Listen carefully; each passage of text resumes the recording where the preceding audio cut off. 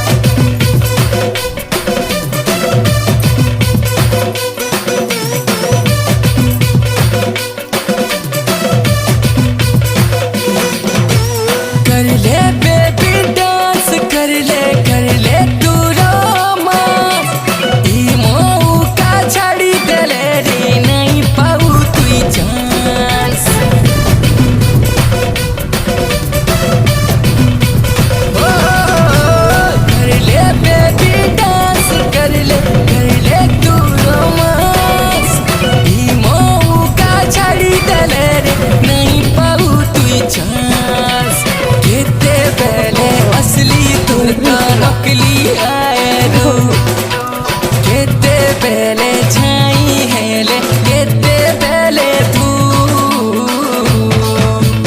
रंग बदली ना करी इच्छा धारी ना करी रे नगिन गुरी रंग बदली ना